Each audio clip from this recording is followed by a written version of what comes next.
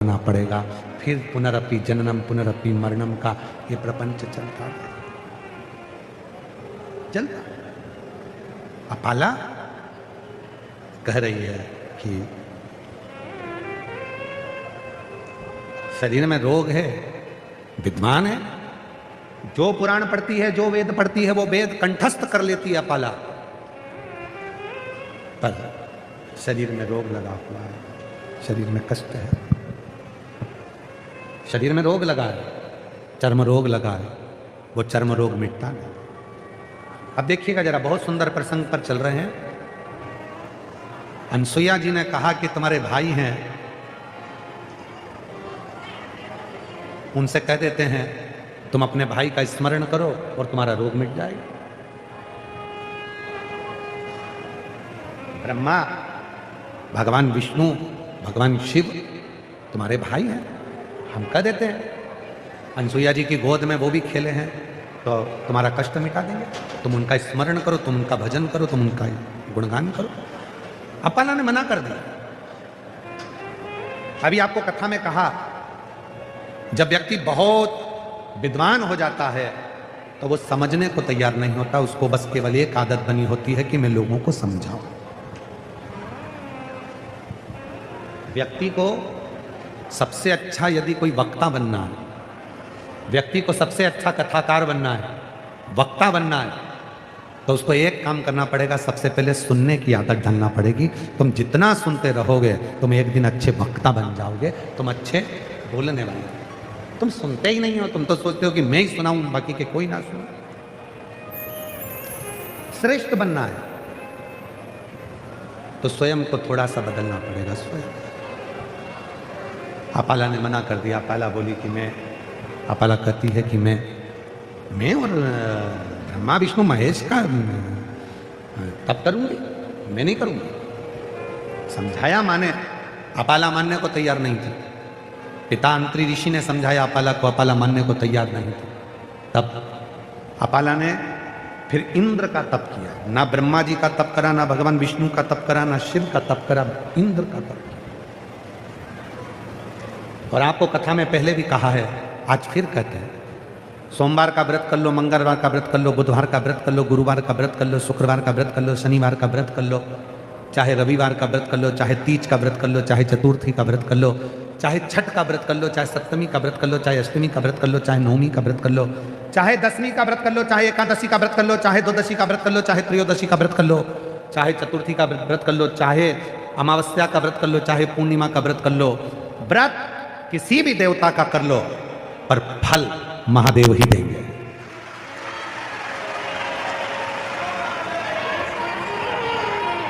व्रत किसी का भी करो, राम जी का व्रत करोगे तो भी भगवान शंकर फल देंगे, भगवान कृष्ण का व्रत करोगे तो भी शिव जी फल देंगे, मां आद्य शक्ति जगत जननी दुर्गा का व्रत करोगे तो भी फल महादेव देंगे, दत्त भगवान का व्रत करोगे तो भी फल महादेव देंगे। क्यों? क्योंकि मृत्यु लोक के देव हैं देवाधिदेव महादेव। ब्रह्मा ब्रह्म लोक के, भगवान विष्णु वैकुंठ लोक के, कोई गौ लोक के भगवान कृष्ण, सारे लोकों के देवता सारे देवता हैं। पर मृत्यु लोक में तुम्हारा जन्म हुआ है, यहाँ जो करोगे उसकी फाइल बनकर ऊपर जाएगी, यहीं से सिग्नेचर होकर जाएंगे कि इसको वैकुंठ भेजना है कि नरक भेजना है। तुम्हारी पूरी फाइल शिव देखकर भेजते हैं। इसलिए यहाँ रहने के बाद तुम कोई सा भी व्रत करो, चाहे तुम्हारी मर्जी पड़े जो व्रत कर लो, जिस देवता का कर लो, और उस पर सील ठप्पा तो महादेव का ही लग कर जाएगा और उसी का फल।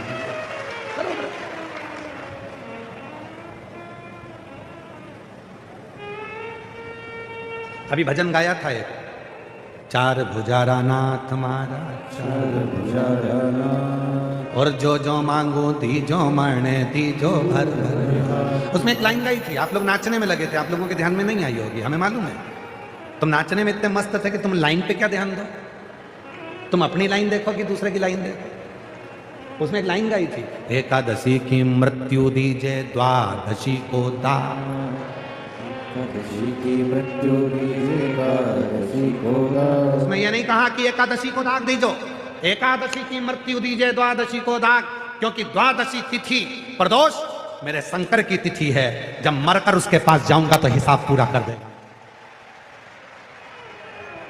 एकादशी की मृत्यु दीजिए द्वादशी को, एकादशी की मृत्यु दीजिए एकादशी को। महाराज एकादशी की मृत्यु दे देना, पर दाग लगे तो द्वादशी को लगे, एकादशी पे नहीं द्वादशी पर लगना चाहिए।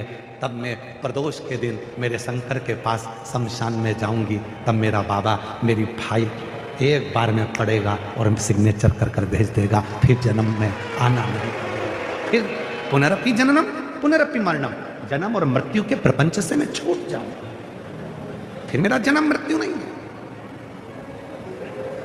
जो मांगू सुमति तो दीजो लाला, कुमति हटा जो जी। सुमति तो दीजो लाला, कुमति हटा जो। और लक्ष्मी तो मणे सी दीजो दीजो भर भरा। अब थोड़ा ध्यान देना, कौन सी लक्ष्मी की बात चल रही है?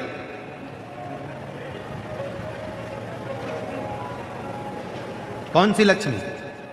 तो कहा वो लक्ष्मी, हे भोलेनाथ, माता ख्याति की बेटी लक्ष्मी। माता ख्याति अपनी बेटी लक्ष्मी को शिवजी को देना चाहती थी, पर लक्ष्मी जी के हृदय में तो नारायण बसे थे। शिवजी ने एक दिन माता ख्याति से कहा, ख्याति तुम अपनी बेटी लक्ष्मी का विवाह मेरे साथ करना चाहती हो, पर मैं तुम्हारी बेटी से विवाह नहीं करूंगा, क्योंकि तुम्हारी बेटी को तो भगवान विष्णु चाहते हैं और लक्ष्मी भी भगवान विष्णु को चाहती है, इसलिए मुझे तुम्हारी बेटी लक्ष्मी से विवाह नहीं करना।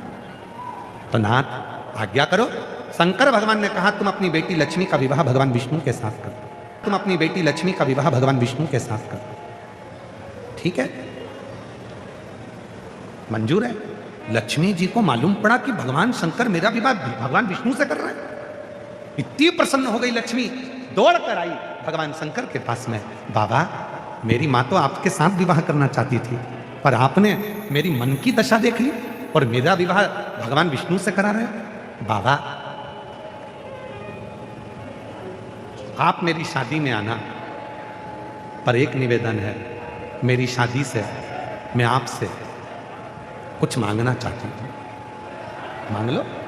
भगवान विष्णु तो दे दिए, तुम्हारी शादी भगवान नारायण से हो रही, और क्या चाहिए? लक्ष्मी नारायण की जयमाला हुई, भगवान लक्ष्मी नारायण की वरमाला हुई। जयमाला होने के बाद, जयमाला होते से ही भगवान शंकर ने लक्ष्मी जी और नारायण भगवान को देखा।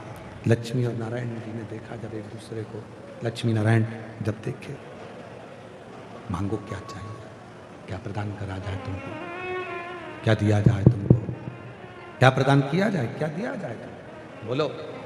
भगवान एक वर दे, एक क्या वर?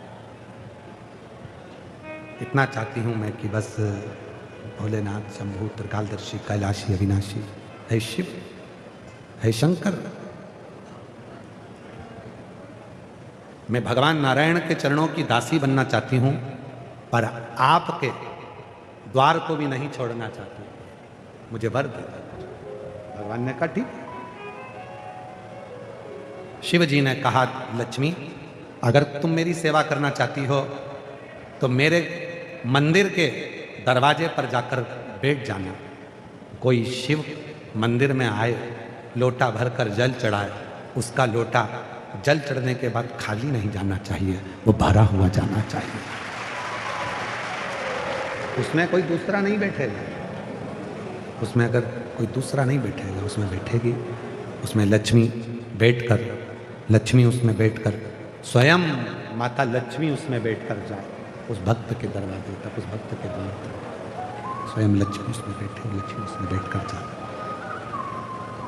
जो जल चढ़ाने आएगा उसके पात्र में स्वयं लक्ष्मी बैठे और लक्ष्मी बैठकर जाए, उसके पात्र में स्वयं लक्ष्मी, और लक्ष्मी स्वयं बैठकर उस पात्र में जब जाएगी तो जनमानस का कल्याण करेगी, जनमानस का उद्धार करेगी।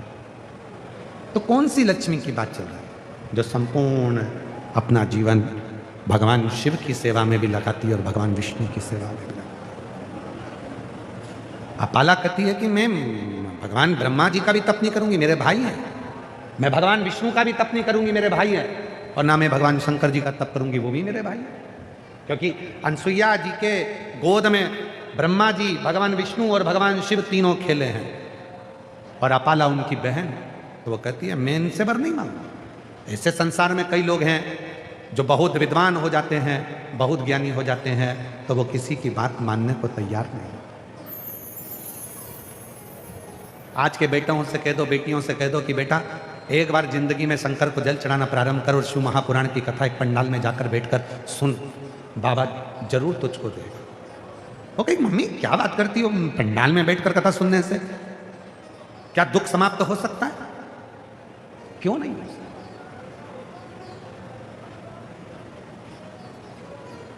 एक बात पूछें आप लोगों से, उत्तर देना जरा। किसी ने तुमको गाली दी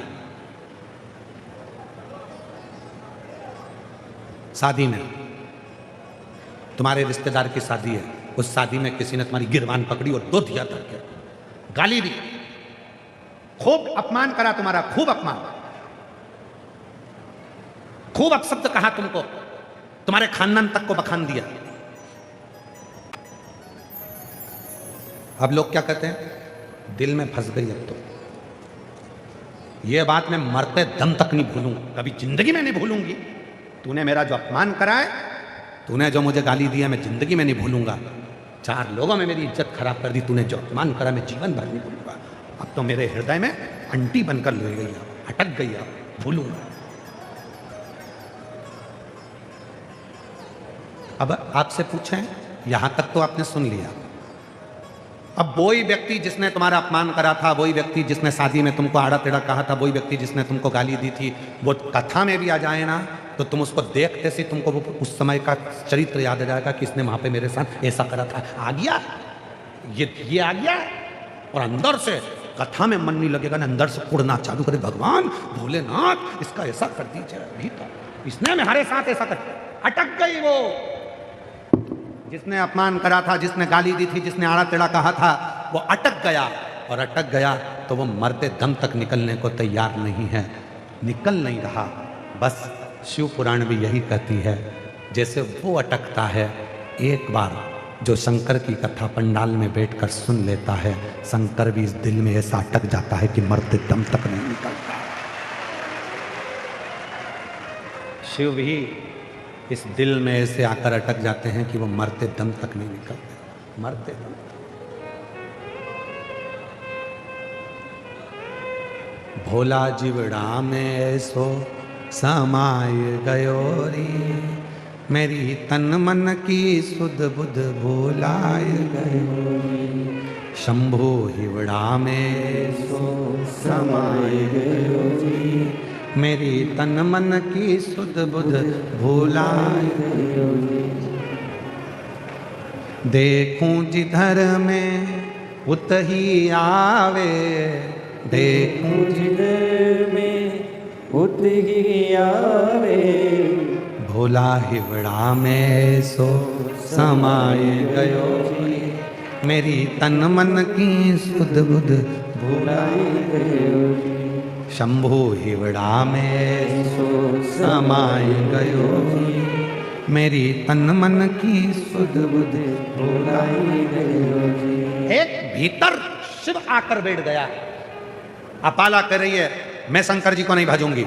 अपाला कर रही है, मैं भगवान विष्णु को नहीं भजूंगी। अपाला कर रही है, मैं ब्रह्मदेव को नहीं भजूंगी, क्योंकि ये मेरे भाई हैं। शिव पुराण कहती है, अगर ज्ञान देने वाला, दुख मिटाने वाला अपना खुद का क्यों ना हो, तो भी प्रसन्नता से अपने दुख को मिटाना चाहिए। परम विद्वत्ता का भीतर ज्ञान भरा हुआ है, समझने को तैयार नहीं। आंतरी ऋषि ने कहा, अनसुईया जी ने कहा, अपाला शिव सबको निरोग करते हैं, तू उनसे बोल। नहीं बोल। अपाला ने इंद्र का तप किया, और इंद्र का तप जब अपाला ने करा, महाराज समझाने वाला कितना भी समझाए, पर समझने वाले को भी तो विवेक चाहिए। एक पत्र है, अच्छा है, एक पत्र लिखा है एक बहन ने, अच्छा है।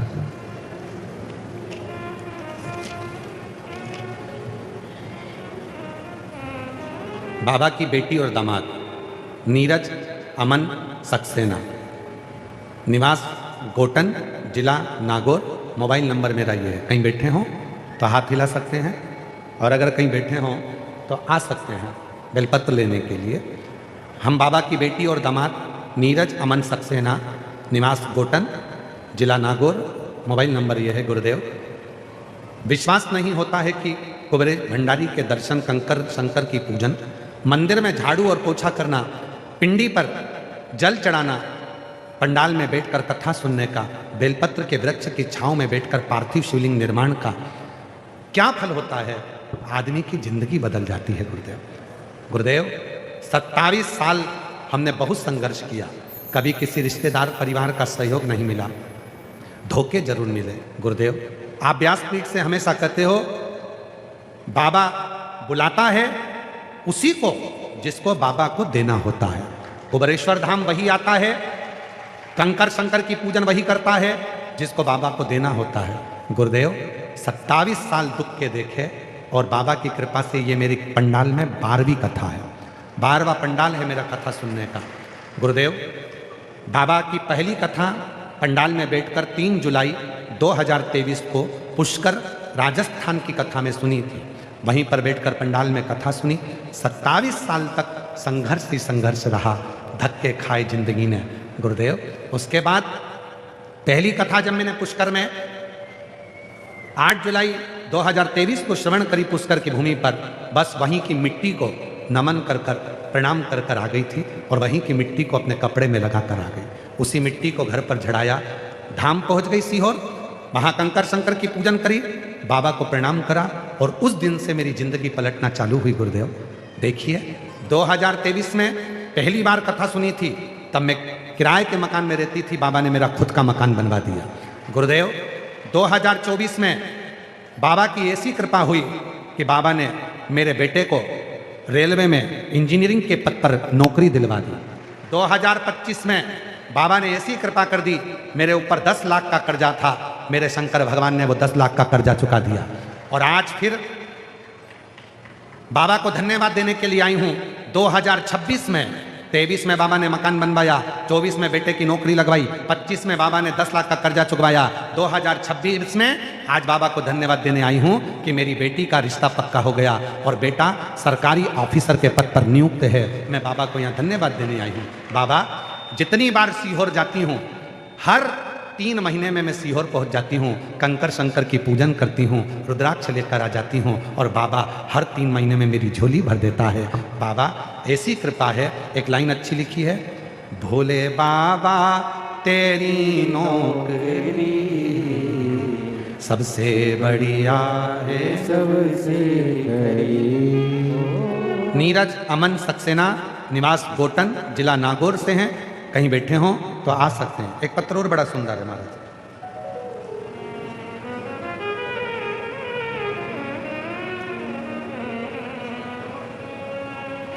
मेरा नाम संध्या सैनी, उम्र 25 वर्ष, मैं भीलवाड़ा जिले के सहाड़ा तहसील की गंगापुर कस्बे की रहने वाली हूँ। कहीं बैठी हों हाथ हिला सकती हैं।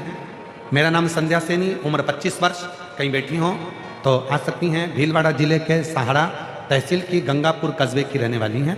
मेरे पिता महादेव को उनके 1 लोटे जल का क्या बखान करूं गुरुदेव। कहते हैं ना भगवान देते हैं ना तो छप्पर फाड़ कर देते हैं, अपनी झोली भी